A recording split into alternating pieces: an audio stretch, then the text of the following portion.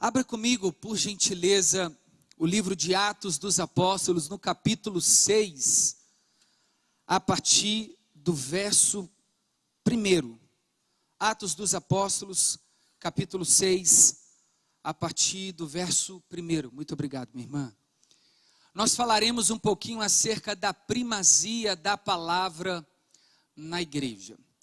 Irmãos, em um tempo tão corrido como nós vivemos, parece que tudo é urgente e importante para ontem. Mas existem, de fato, as prioridades que precisam ser dadas, observadas, repetidas, sendo obedecidas, seguidas por uma ordem não humana, não de um império ou governo, mas do próprio Deus através da sua igreja, que nós conhecemos pela sã doutrina. Os ensinamentos de Jesus, passado aos discípulos e apóstolos, e consequentemente para a sua igreja, para a sua noiva. Então o que nós fazemos é dar ou tentar ao máximo dar continuidade aos ensinamentos dos Atos dos Apóstolos. E este é o livro que nós faremos a leitura a partir do verso 1 até o verso 7. Atos capítulo 6, do 1 ao 7, um texto muito conhecido. Eu queria mais uma vez com vocês fazer esta leitura que diz assim: Ora, naqueles dias, multiplicando-se o número dos discípulos, houve murmuração dos helenistas contra os hebreus, porque as viúvas deles, helenistas, estavam sendo, esquecidas na distribuição diária. Verso 2. Então, os 12 convocaram a comunidade dos discípulos e disseram: não é razoável que nós abandonemos a palavra de Deus para servir às mesas. Mas, irmãos, escolhei dentre vós 7 homens de boa reputação, cheios do espírito e de sabedoria, os quais encarregaremos deste serviço. E quanto a nós nos consagraremos à oração e ao ministério da palavra. Verso 5. O parecer agradou toda a comunidade e elegeram Estevão, homem cheio de fé e do Espírito Santo, Filipe, Prócoro, Nicanor, Timão, Pármenas e Nicolau, prosélito de Antioquia. Apresentaram-nos perante os apóstolos, e estes, orando, lhes impuseram as mãos. Crescia a palavra de Deus, e em Jerusalém se multiplicava o número dos discípulos, também muitíssimos sacerdotes obedeciam à fé. Vamos orar mais uma vez, em nome de Jesus. Pai, nós queremos agradecer o Senhor por aprendermos a Tua palavra, o pão vivo que desceu do céu, o verbo que se fez carne e habitou entre nós. Nós vimos a glória do unigênito de Deus. Por isso, Deus, temos o acesso ao cumprimento das profecias em Cristo Jesus. Ele que não veio revogar, mas cumprir toda ela. Por isso, Deus, temos essa testemunha, principalmente nós que temos o Teu Espírito habitando dentro de nós, que nos convence dessa verdade celestial e eterna. Oramos para que os nossos ouvidos sejam abertos, a nossa mente tomada cativa ao trono da Sua graça, para que Cristo, o Senhor da glória, mais uma vez seja entronizado, exaltado em nós, para a glória do Senhor. E você diz amém. Irmãos, talvez um texto que a gente precisa sempre estar relembrando as palavras do evangelista, doutor e médico Lucas, é quem escreve Atos dos Apóstolos. Ele é natural da região da Antioquia da Psídia, uma outra região praticamente dominada pelos próprios gregos, a cultura e tudo aquilo que estava em torno dos gregos. Lucas estava encharcado nessa cultura, mas o evangelho que Paulo prega naquela região atrai o coração de Lucas, e ele passa a ser um seguidor de Jesus Cristo e também um companheiro de jornada do apóstolo Paulo. Agora, depois também de escrever o Evangelho segundo Lucas, é como se Atos dos Apóstolos fosse uma continuidade do Evangelho de Lucas, mas agora ele retrata o poder do Espírito através da igreja. Os passos iniciais dos apóstolos, o chamamento do apóstolo Paulo, a pregação de Pedro a um incircunciso na casa do próprio Cornélio, a pregação sendo espalhada em toda Jerusalém, muitas vidas se convertendo ao Evangelho de Jesus Cristo, quebrando assim um paradigma, quebrando uma cultura arcaica em relação à tradição. E isso fez com que a igreja de Cristo avançasse, porque ela não tinha os métodos estabelecidos pelos homens. Ela não traçava a sua própria rota, mas o Espírito Santo de Deus é quem dirigia cada discípulo, cada apóstolo, cada mensageiro a anunciar o Evangelho, mesmo que eles estivessem sob intensa perseguição, mesmo que alguns pudessem experimentar prisões, alguns foram chicoteados, desprezados, mortos, tentaram parar a igreja, mas o que eles não sabiam é que a igreja de Cristo é imparável. Isso não quer dizer que a igreja também não tenha que resolver as situações internas, os problemas que aparecem através do surgimento de novos irmãos. É certo também lembrar, e vale a pena relembrarmos, que a primeira intenção das viagens missionárias de Paulo é anunciar o Evangelho ao mundo gentílico, a outras regiões distantes de Jerusalém, aos confins da terra. Mas o segundo e principal também motivo era recolher os donativos para levar para a igreja de Jerusalém. Então é importante uma igreja que pensa de forma bíblica, ortodoxa, correta, que quer dizer, a palavra ortodoxo quer dizer correto, e também uma igreja que vive uma prática daquilo que ela prega. Não adianta também só a igreja anunciar o Evangelho e esquecer por completo os problemas sociais em volta. E é isso que está acontecendo aqui nos primeiros passos da igreja primitiva, em Atos capítulo 6, sendo narrado por Lucas. O texto que Lucas está agora escrevendo, essa parte do texto, no capítulo 6, ele diz: ora, naqueles dias, o que ele quer dizer com isso? Naqueles dias em que a igreja vivia, de fato, um momento sobrenatural. O cumprimento das profecias, e principalmente a de Joel, que naqueles dias o Senhor derramaria sobre toda a carne o seu espírito, e nós iríamos profetizar, falar em línguas, sermos batizados com o Espírito Santo, testemunhas vivas daquilo que Jesus fez, e pela fé nós proclamaríamos, pela fé seríamos salvos, pela fé iremos perseverar. E por isso que Lucas diz, naqueles dias, grandes coisas estavam acontecendo na igreja. Mas dentro disso, existe um movimento conhecido por alguns teólogos chamado de diáspora. Quando, no ano 34, Estevão, que é isso que a gente vai ver, a eleição dele, a escolha dele para poder atender uma necessidade da igreja, ele nem começou a atender as necessidades e foi brutalmente assassinado como o primeiro mártir da igreja primitiva. E dali começa a acontecer este movimento chamado de diáspora. Judeus cristãos que haviam se convertido, gentios que haviam se convertido também ao cristianismo, povos, todos os homens de várias regiões tiveram que sair de Jerusalém. Alguns fugiram para Damasco. É por isso que Paulo, ele pede o sinédrio, que era composto por judeus, autoridades da lei daquela época, autorização para matar esses crentes, para destruir e tentar assolar a igreja de Cristo.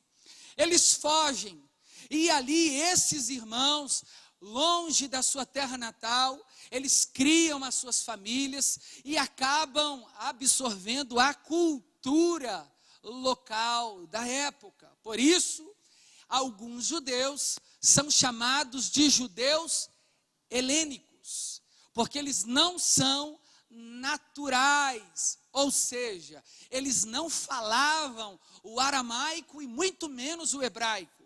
Eles eram judeus de nascença, mas a cultura que estava sobre eles era completamente grega. E por isso Lucas diz, ora, naqueles dias, multiplicando-se o número dos discípulos. Irmãos, a escola de discípulo de Cristo, conhecido como Talmud, ou Talmidim, que quer dizer escola do discípulo, ou do aprendizado, é eficaz. Jesus olhava para homens através de um chamado irresistível e dizia, Levi, levante-se daí e segue-me. Ele deixava tudo, por mais que era publicano, seguia Jesus. Foi assim com a maioria dos discípulos lá da Galileia. Ele chamou a Pedro, chamou a André, chamou João, a Tiago, Bartolomeu, Mateus, Filipe, ele chamou Judas, o outro João, ele chamou homens de uma forma irresistível e eles seguiram. Mas através do ministério de Jesus, a palavra sendo pregada, agora dando continuidade por meio dos discípulos, outros discípulos eram atraídos também através da mensagem do Evangelho.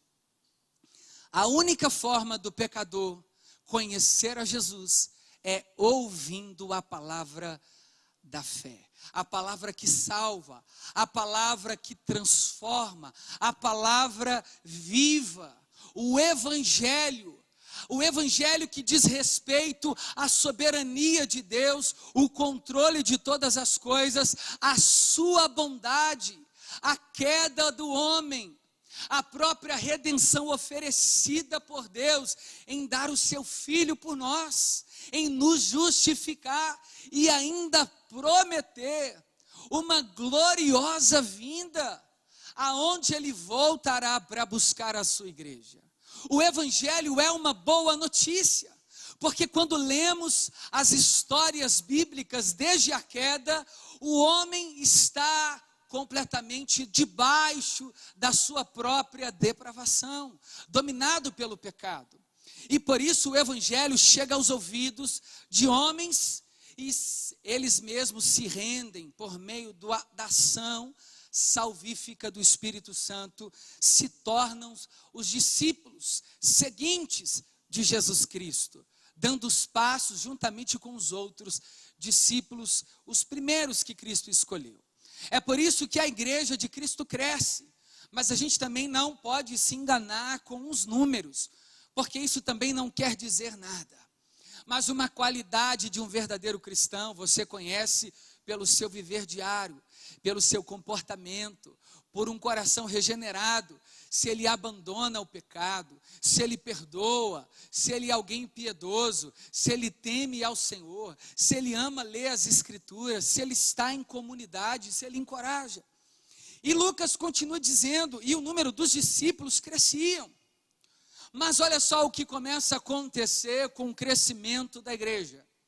Houve murmuração dos helenistas contra os hebreus. Afinal, os helenistas também são hebreus, mas é porque eles tinham uma certa equidistância entre os hebreus de fala hebraica ou aramaica, como eu disse, e os hebreus de fala grega. O grego era praticamente uma língua universal da época, como nos dias atuais hoje é o inglês. A maioria das regiões falavam o próprio grego. O Novo Testamento, ele é praticamente escrito em grego.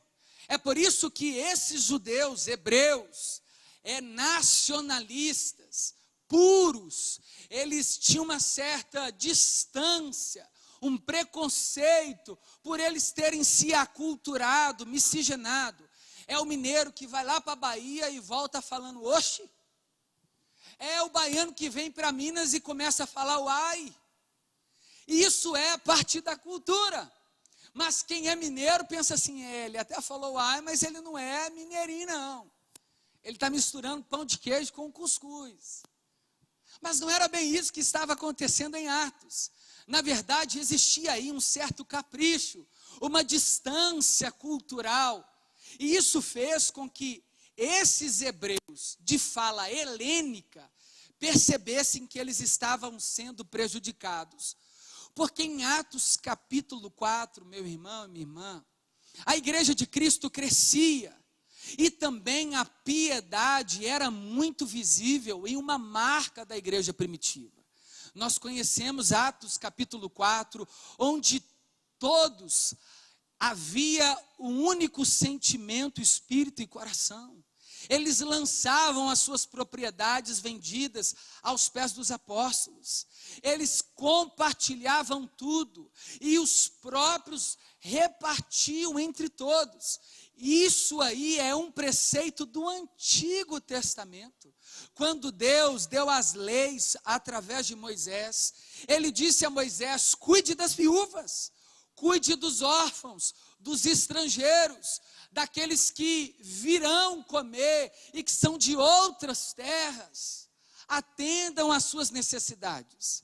É por isso que eles começam a reclamar que na hora do compartilhamento dos alimentos, as suas viúvas, elas estavam sendo esquecidas. E aí começa-se então um pequeno movimento, um burburinho dentro da igreja primitiva. Isso também nos mostra que não existe igreja perfeita. Existe uma noiva que adora um Deus perfeito, a fim de ser aperfeiçoada dia após dia. Irmãos, a gente cansa de ouvir. A pessoa sai de uma igreja porque ela se deparou com um problema lá. Então, quando ela vai para uma outra, ela vê que os problemas são os mesmos. Talvez muda alguma coisa ou outra, mas onde houver homem e mulher, onde houver pessoas, ali haverá problemas, haverão situações delicadas. É claro que há situações mais urgentes, mais discrepantes, e a gente precisa de fato ter este cuidado. E aí estes judeus, esses hebreus de fala helênicas, chamaram os discípulos e disseram, porque as nossas viúvas estão sendo esquecidas na distribuição diária. Ou seja, elas estão sem alimento. Irmãos, e nós temos que ter o cuidado de sermos uma igreja bíblica de forma completa. Mostra-me a sua fé através das suas obras, é o que Tiago diz na sua carta. Como nós vamos saber quem é de fato os cristãos de verdade? Quando ele exerce a piedade, o amor ao seu irmão, ao seu amigo.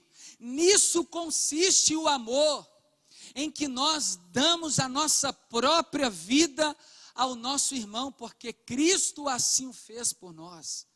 E isso nos mostra que a igreja tem que ter prioridades. Mas, neste momento, por incrível que pareça, os discípulos perceberam algo. Olha só, acompanhem comigo aí a leitura. Então, quando eles ouviram que esses judeus chegaram, impuseram sobre eles uma situação real na igreja, que eles apresentaram um problema acerca dos donativos, dos alimentos. Olha só o que os discípulos responderam, muito provavelmente Tiago e Pedro, que eram os líderes da igreja de Jerusalém. A essa altura, o apóstolo Paulo ainda não havia se convertido. Estevão ainda vai ser escolhido agora. A igreja estava crescendo. E eles disseram, mas, meus irmãos, não é razoável que nós abandonemos a palavra de Deus para servir às mesas. Ou seja, a igreja de Jesus, ela precisa ter palavra e compaixão. Ela precisa apresentar a mensagem da reconciliação e também estender a mão. Jesus mesmo dizendo, não adianta quando alguém te pedir alguma capa, estando ele com fome, você apenas orar, dispensando que Deus te abençoe. Antes é necessário que você compartilhe o pão diário e depois ore por ele. Isso é muito importante, mas neste momento em que a igreja crescia, os discípulos entenderam que servir às mesas é importante, não mais do que a própria palavra. Porque a palavra, ela oferece um pão que não perece, uma água que não se esgota. Ela oferece por meio da palavra o pão da vida que desceu do céu, a fonte de águas vivas, o próprio Jesus Cristo. Ah, se você soubera quem te pede água, ou que água eu queria te dar, samaritana, você me pediria e eu te daria uma água a jorrar pela vida eterna. Aquela que você bebe e nunca mais terá sede. Aquele pão que desce do céu, diferente do maná, que eles comiam ao descer o maná fresquinho, e no outro dia tinha que descer maná de novo, porque a fome estava ali. Mas o pão da vida, uma vez que a gente o recebe, nós somos saciados, completados, fortificados. Em Cristo nós temos a nossa maior alegria e satisfação. A verdade é que essas coisas, a comida, o estômago, tudo isso que nós temos, é só para cá. É para este mundo passageiro. É para esta terra que hoje está subjugada e que será redimida. O que Jesus está ensinando, e os discípulos entenderam bem, quando ele repreende a alguns discípulos e Judas, quando a própria Maria dispensa um bálsamo de alabastro sobre a sua cabeça, eles disseram, Jesus, ela gastou um nardo tão puro, dá quase praticamente 300 denários aí, justamente para derramar sobre a sua cabeça, nós poderíamos ter dado aos pobres. Jesus diz, não, os pobres vocês sempre terão. Mas ela sim praticou uma piedade genuína. Ela estava praticamente embalsamando o corpo de Jesus. A sua chegada, a sua própria entrega sacrificial já estava próxima.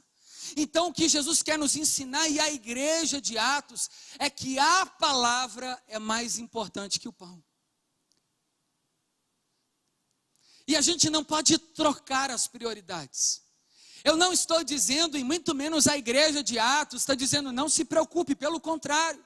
Eles disseram assim, aqueles que foram chamados especificamente para a palavra, não podem se embaraçar com outras coisas, porque a prioridade dos apóstolos, dos ministros, dos evangelistas, dos pregadores, é anunciar o evangelho de Jesus Cristo. O evangelho que salva de verdade. O evangelho que transforma de verdade. Irmãos, eu sou o líder da ação social da nossa igreja. Porque isso queima no meu coração também. Mas mais importante do que dar uma cesta básica para alguém, é anunciar o evangelho para que essa pessoa entenda o quanto ela é pecadora. E o quanto ela carece da graça, e aonde ela está, sobre o império das trevas, e a única mensagem capaz de entrar no seu coração, e permitir com que ela seja liberta das garras do diabo, não é o pão que perece, mas é o pão da vida através do verdadeiro evangelho, a pregação da palavra. A fé vem pelo ouvir, e isso aqui é o mais importante. E hoje nós temos vários extremos, alguns que foram completamente para o lado do assistencialismo e deixaram a palavra, apenas saciando o estômago das pessoas. E de outro lado, pode haver os movimentos que também só pregam a palavra, aliás, devem pregar sempre, mas também esquece de cuidar da comunidade local. A igreja de Atos está aqui para nos ensinar que eles não abriram mão do cuidado com as viúvas. Olha só o que o texto continua dizendo. Acompanhe aí, por favor.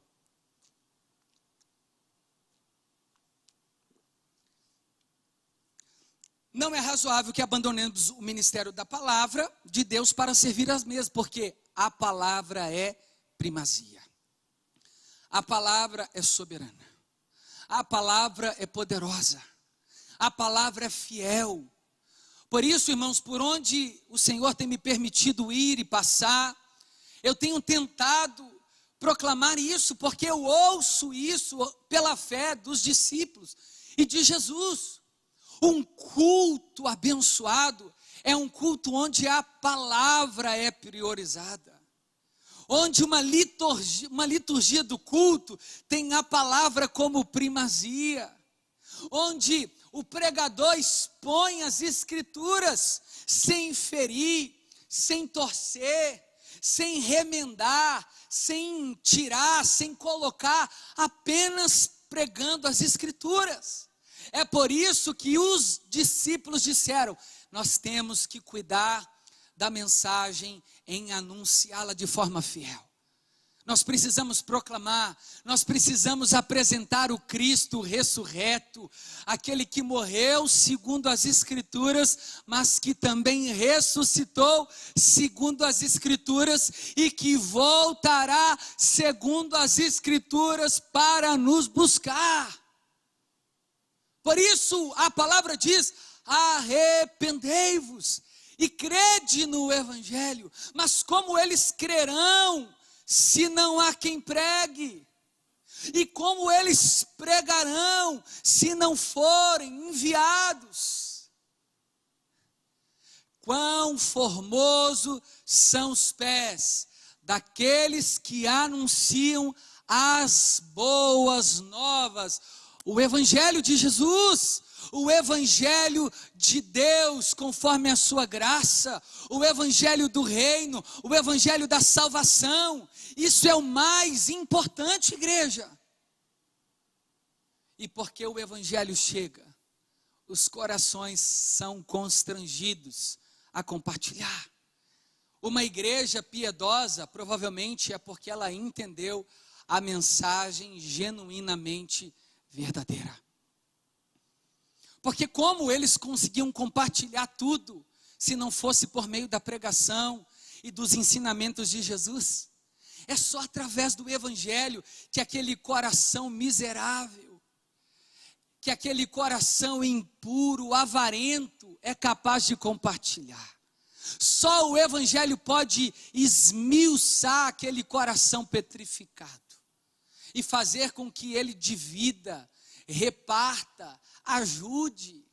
Mas mais do que isso, o Evangelho é pregado para que entendamos a graça salvífica, o plano vicário de Cristo Jesus, a salvação por meio da graça e mediante a fé.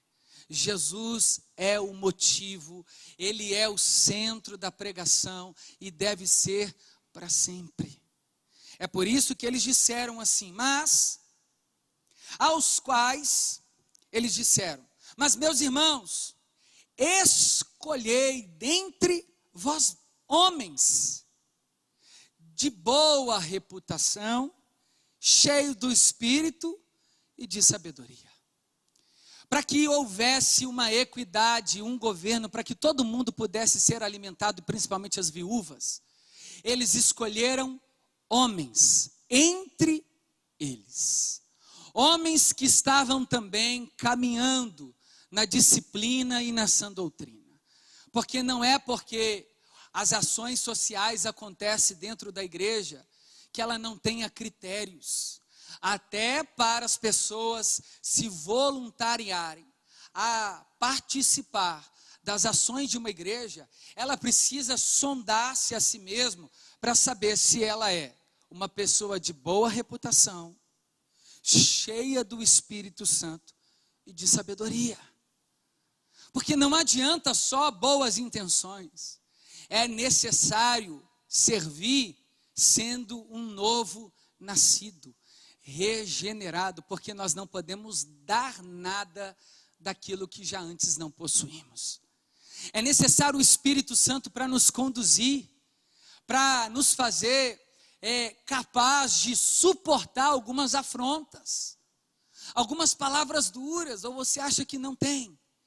Às vezes as pessoas me ligam, desesperadas, e eu sei que a necessidade é grande, gente com fome, mas às vezes quando não acontece do jeito, da forma, a gente ouve cada palavrão, irmão, do outro lado, é cada afronta, e começam a acusar, a falar um tanto de coisa, de asneiras, dão brecha para o diabo. Se a gente não tiver o Espírito Santo, a gente parte para cima, a gente tenta se justificar, e também para que a gente também não faça da ação social um palanque para a autopromoção, para que a gente não faça com uma mão e conte a outra,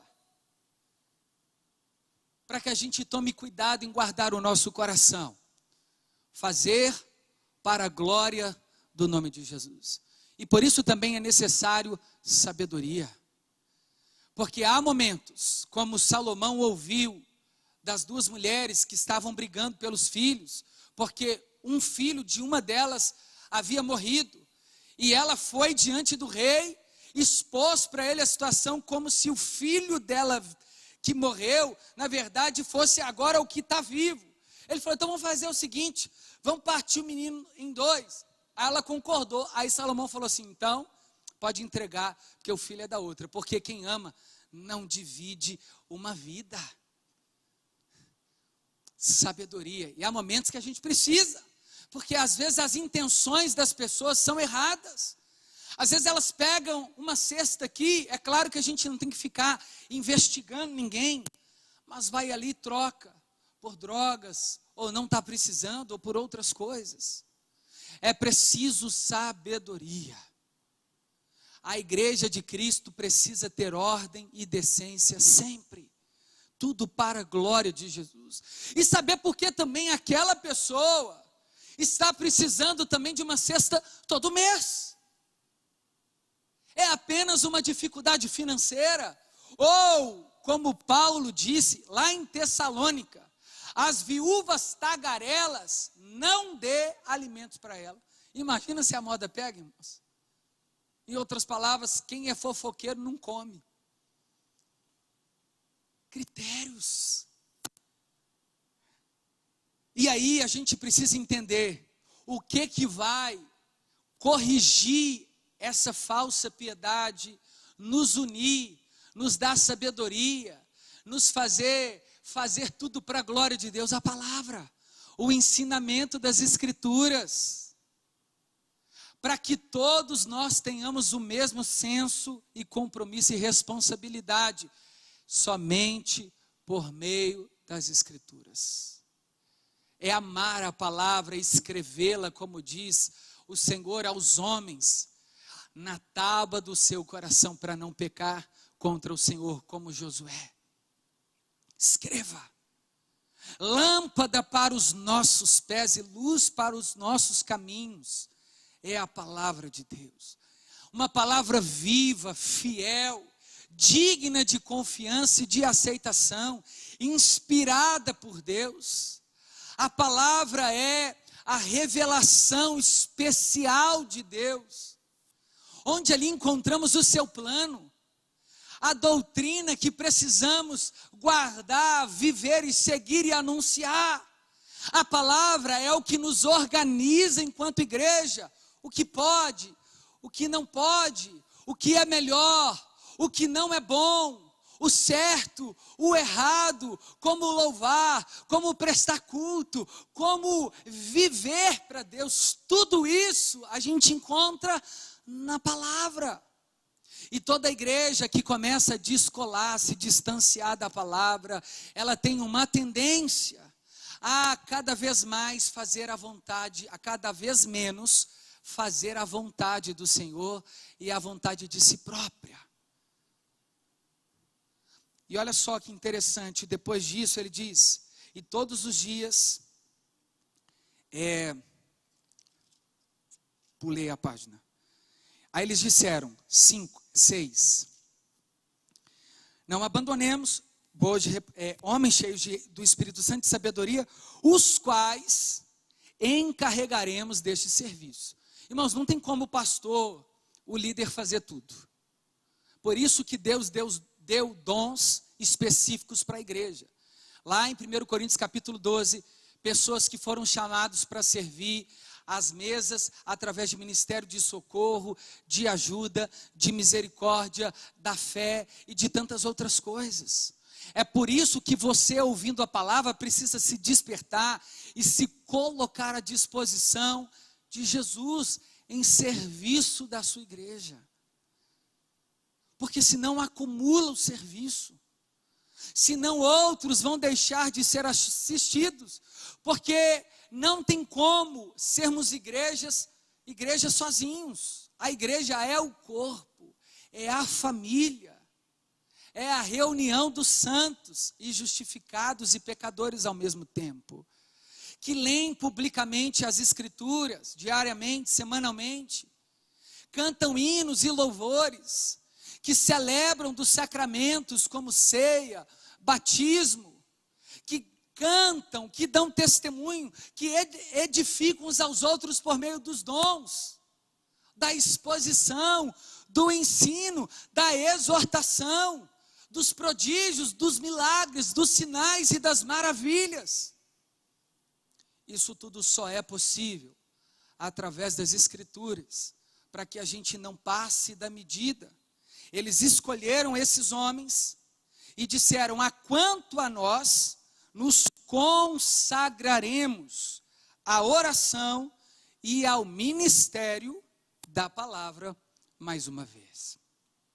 É claro que oração e palavra é uma responsabilidade de toda a igreja, principalmente dos líderes, daqueles que foram vocacionados para conduzir as ovelhas do rebanho do Senhor. Não tem como um líder, um pastor, um pregador não viver uma vida de oração. E da palavra, Tiago, o qual que é mais importante?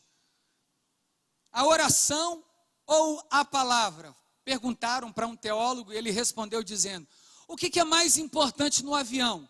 A asa direita ou a esquerda?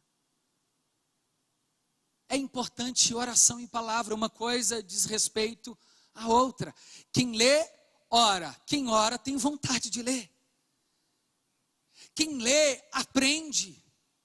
E quando aprende, percebe que não sabe. Por isso ora para aprender mais e ser contundente naquele ensinamento que ele recebeu. A oração alinha o nosso coração em humildade, em dependência, diante daquilo que sabemos, diante daquilo que estamos sendo expostos e diante daquilo que ainda vamos aprender. A oração nos direciona, a oração ao mesmo tempo acalma o nosso coração. Quando você vê um crente muito agitado, pode ter certeza, tem muito tempo que ele não fala com o papai. Está estressado demais, é porque não está vivendo uma vida de oração. Quando você vê um crente muito esquecidinho da Bíblia, é porque ele não está lendo constantemente. Ah, aquele versículo está em... como é que é mesmo? É claro que a gente pode esquecer, mas isso só revela que nós não estamos ativos nas disciplinas espirituais. Porque, irmão, é impossível não lermos diariamente, conhecermos e não deixar aquilo cravado em nosso coração, porque a boca sempre vai falar do que está cheio. Não tem como, uma vez que a palavra entra, os demônios saem. A palavra chega, a mentira se curva à verdade. A palavra transforma. Verso 5, para a gente terminar. O parecer, ou seja, a escolha de homens específicos, agradou a toda a comunidade e elegeram Estevão. É tão importante quando uma igreja toma uma decisão, como a igreja de Atos, a igreja que estava crescendo, ela toma uma decisão, que na verdade esse é o retrato. Atos não é uma igreja, um local, viu, irmãos? Atos é a história da igreja primitiva. Então eles estavam em Jerusalém, aqui é a igreja de Jerusalém. É importante quando a igreja toma uma decisão e todos os outros irmãos e irmãs concordam, porque isso parece bem a todos, é algo que veio da parte de Deus. Quem usa os discípulos ali a designar, a dirigir, a conduzir, dizendo assim, vamos separar então, a gente fica aqui na palavra ensinando e orando, e outros vão servindo as viúvas e as mesas, ok? A igreja disse ok. Ou seja, uma coisa não pode parar em detrimento da outra. E essa aqui, a mesa, é reflexo disso aqui. Mas isso aqui não depende, ou seja, a palavra não depende da ação social, mas a ação social depende inteiramente da palavra. Por isso que eles trataram como secundário, não como não importante. O tema não é a primazia, ou seja, o mais importante é as Escrituras, segundo a piedade, o amor ao próximo, a ajuda ao necessitado. Pergunta: você tem amado a palavra? Você tem lido a palavra? Você tem orado a palavra? Você tem anunciado a palavra? Segunda pergunta: você tem praticado boas obras? Você tem compartilhado de recursos com pessoas, bens, posses? Você tem abençoado outras pessoas através de ofertas, de uma cesta, de uma caridade?